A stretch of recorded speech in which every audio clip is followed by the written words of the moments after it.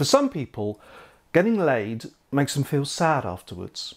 Now this could be for a number of reasons, and maybe we've all experienced one or two of these. Having a regrettable one-night stand, and particularly the sobering up afterwards, that'll do it. Or when you know the relationship you're in is not that positive or it's not good for you. Or if we're feeling uncomfortable about our bodies or our appearance or what our partner thinks about us, those creeping insecurities after sex. Or feeling that our partner doesn't care about the sex that just happened, doesn't care as much as we do, or vice versa, and then we're feeling sad about that.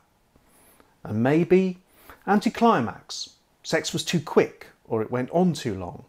It went off the boil. Sex didn't live up to our expectations for whatever reason. So many ways that we can end up with the post-sex blues. And if you felt this regularly, persistently, it could be the experience known as postcoital dysphoria, or PCD. And you might feel a range of emotions after sex: sadness, agitation, depression, even anger after sex. What is that about?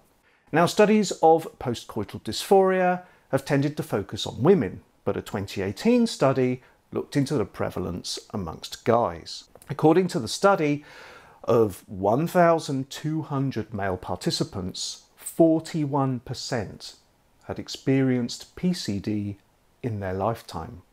And they were asked whether they'd ever experienced inexplicable tearfulness, sadness, or irritability following consensual sexual activity, either in the last 4 weeks or ever. About 20% of the guys had experienced it in the last 4 weeks, and around 4% said they experienced it most or all of the time. Now that's on a par with women, according to other studies. And the reasons for guys experiencing regular PCD: psychological distress, including low desire, depression, anxiety, past sexual trauma, and premature or delayed ejaculation. I've talked in another video about male sexual trauma, experience of abuse or bad things happening, and the massive impact this can have on how we feel about sex and ourselves. And depression and anxiety, they can certainly have this effect on us in this way too. It's often chicken and egg. We feel stressed or low, and that impacts how we engage in sex with our partners, and then we feel worse with the added awkwardness of feeling like we've let our partners down too. Intimacy and connection is an essential emotional need, and depression and anxiety can get massively in the way of us getting our needs met. And then there's performance problems, premature or delayed ejaculation.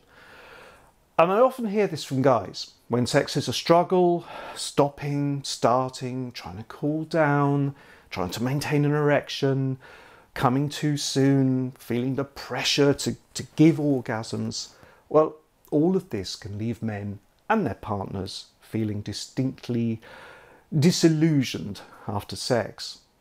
Men often feel performance anxiety before and during sex too, but it's kind of combined with arousal and feeling horny and optimistic. It's going to be good this time. But afterwards they just feel the come down and the worries, feeling stuck, like they've got a permanent problem, or feeling destined to get dumped, or they're going to be alone forever. You know, it can easily spiral into this kind of despair. The definition of premature ejaculation isn't just coming quickly or within a certain amount of time. It's feeling distress and bother about it too. So it's a behavioural difficulty and an emotional struggle too, and they play into each other. If any of this speaks to you, what can you do about it? Well, sometimes a bit of calm self-reflection. We tend to avoid bad feelings, of course we do, but this stops us thinking constructively about our struggles too. Quite often, if we recognise that this is a pattern for us and it's not because we're rubbish, we can start to identify the actual causes too. Expressing how we feel and talking with our partners can be really helpful too. If you identify something from the past, a trauma that you experienced, that could be a cause. and it can be overcome. And it might not be sexual abuse or anything that heavy. It could be an experience that made you feel belittled, or something happened that gave you negative messages about sex or your role in it. Rationally, with things like this, you've moved on, you know it was in the past, but emotionally it's still lingering. And there is effective treatment for this. See my other video on that.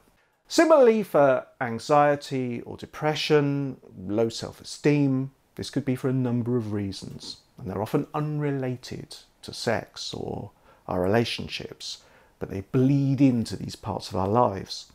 Sometimes we can identify the causes and the triggers, and sometimes it's more of a constant feeling.